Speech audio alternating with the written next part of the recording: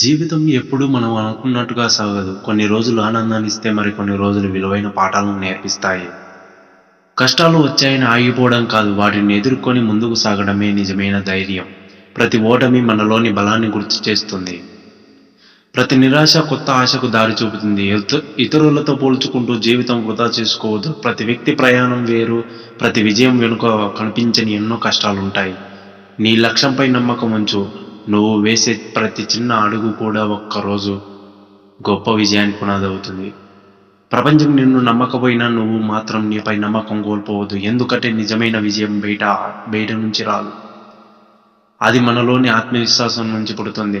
సమయం మారుతుంది, పరిస్థితులు మారుతాయి, కానీ ప్రయత్నం ఆపిన వారికి మాత్రమే ఓటమి శ్వాస సంభవిస్తుంది.